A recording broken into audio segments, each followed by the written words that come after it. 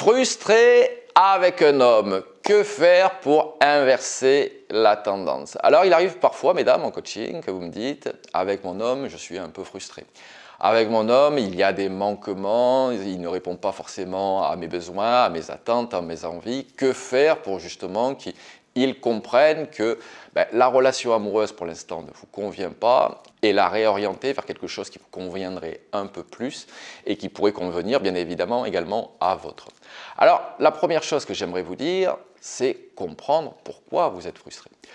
Parfois on le voit en coaching, c'est justement une volonté de contrôle. Vous êtes frustré parce que vous n'avez pas le contrôle de la situation. Vous avez plutôt une personnalité contrôlante et malheureusement, votre partenaire est plutôt indépendant, n'est pas soumis à ce contrôle-là. Ce qui peut créer une certaine frustration chez vous. La deuxième possibilité, on en a un petit peu évoqué, c'est que là, effectivement, votre homme répond moins ou plus à vos attentes, à vos envies, à vos besoins. Alors, par rapport à la volonté de contrôle la première fois, là c'est à vous de vouloir travailler. Là il va falloir travailler avec votre homme parce que s'il ne répond plus à vos besoins, à vos attentes, là il va falloir communiquer justement sur vos attentes et vos besoins. Et enfin également il peut y avoir une frustration entre la valorisation et les reproches. Généralement en début de relation il y a beaucoup de valorisation, puis avec la promiscuité, dès qu'on découvre la personnalité de l'autre personne, parce qu'on vit avec, parce que la relation avance, etc., et bien là, on voit à nouveau des défauts apparaître. Et c'est vrai que lorsqu'il y a des reproches permanents, cela peut être frustrant parce que vous avez l'impression de ne jamais faire assez bien. Alors, il faut voir dans quel cadre sont faits les reproches, puisque les reproches ne sont pas forcément pour faire mal. Vous savez, dans un couple, bien souvent, je le vois, si on ne peut pas se dire les choses, à quoi bon être en couple? Alors, vous allez me dire, parfois, il y a de la maladresse. Je vous l'accorde. Mais si une personne ne peut pas vous dire que quelque chose ne va pas, ça fait partie de la confiance dans le couple. Dire là, attention, tu déconnes, ça va pas très bien, tu es sûr qu'on va dans la bonne direction, etc., ce n'est pas forcément vous faire des reproches, c'est réorienter le couple. Donc attention, mesdames, parfois à de la susceptibilité, je ne dis pas que c'est votre cas, mais parfois vous prenez des reproches pour vous alors que c'est une volonté de faire avancer le couple.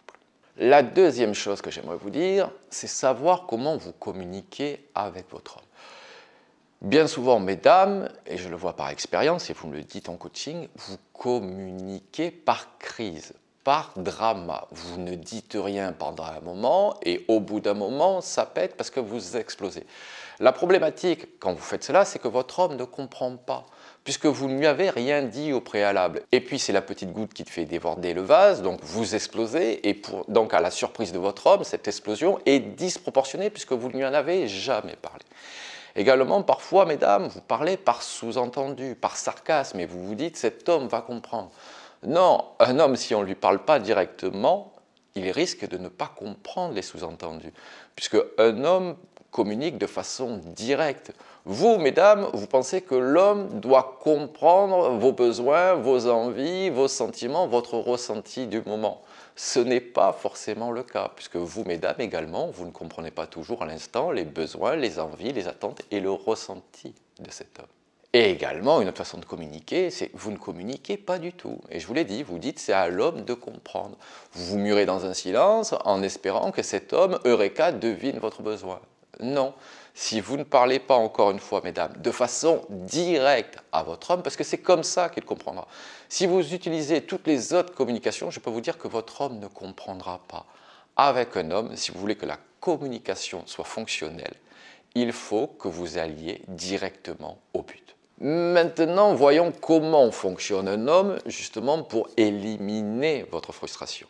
Alors, la première chose que j'aimerais vous dire, c'est au lieu de faire des reproches, au lieu de zoomer sur tout ce qui ne va pas, valoriser ses efforts, valoriser ses bons comportements. La problématique, mesdames, lorsque vous allez sur les reproches avec un homme, c'est qu'il va se braquer. Il va se mettre sur la défensive. Vous allez passer pour la casse-couille de service. Alors, même si vous avez raison, vous allez passer pour la casse-couille de service. Alors qu'en utilisant la valorisation pour ce qu'il fait de bien, vous allez inciter cet homme à recommencer puisque vous le valorisez, puisqu'il y a un compliment sur ce qu'il fait. Alors, je ne dis pas de le valoriser sur tout, mais sur ce que vous voulez voir évoluer, là, vous pouvez le valoriser pour justement l'encourager dans cette démarche. Alors oui, vous allez dire, oui, mais un homme n'a pas forcément besoin de valorisation. Mesdames, vous cherchez toute la journée l'attention et la valorisation. Alors certes, un homme a moins besoin d'attention et de valorisation que vous. Mais si vous ne lui en donnez pas un petit peu, ben forcément, c'est lui qui sera frustré dans la relation amoureuse. Également, dans le cadre d'un couple, il y a des limites à ne pas franchir. La communication dans un couple, alors bien évidemment c'est pour communiquer sur la complicité, pour rire, pour de la logistique, mais également les problèmes de couple peuvent être un moyen d'évoluer et de grandir ensemble. Encore une fois, si vous y allez en mode reproche, c'est de guerre d'ego, il ne va rien sortir de bon. Par contre, si vous y allez dans une volonté de faire avancer le couple, en parlant de manquements potentiels, mais en lui disant, voilà, j'aimerais qu'on fasse plus ceci ou j'aimerais qu'on fasse plus cela, plutôt que lui dire, avec toi, je ne fais pas ceci, toi, tu fais jamais rien, toi, tu veux jamais sortir, etc.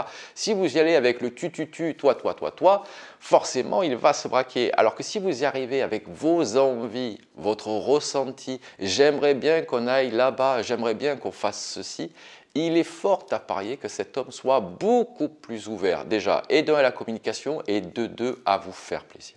Vous savez, mesdames, le couple, les relations amoureuses, ce n'est pas que les bons papillons et les sentiments, c'est la construction également. Il est facile de se dire, alors il y a quelques trucs qui ne vont pas, on bazarde tout, on fait du drama. Une relation amoureuse, si vous comptez que sur l'amour-passion, ça va durer 3 à 6 mois. Au-delà, c'est qu'est-ce qu'on fait avec ce partenaire? Quelle est la projection qu'on a envie d'aller? Sur quel chemin de vie on a envie d'aller? Et c'est pour ça que la communication est importante, mais pas en termes de reproches, en termes de projet. Tiens, chérie, je vous le redis, j'aimerais bien qu'on fasse ça. Ça, c'est mieux que chérie, on sort jamais. Vous comprenez bien que lorsque vous dites chérie, on sort jamais, il va se braquer, il va vous dire mais non, c'est pas vrai, on est sorti il y a un mois, etc. Alors que si vous lui dites pardon, chérie, j'aimerais bien que le week-end prochain on aille à la mer, je suis sûr qu'il ne le prendra pas pour reproche et peut-être même qu'il vous dira que c'est une excellente idée. Allez mesdames, je compte sur vous pour mettre ça en place. Si vous avez besoin, n'hésitez pas à prendre une séance coaching, le lien est dans la description. Abonnez-vous à ma chaîne pour recevoir toutes mes vidéos. Et je vous dis à très bientôt avec James D.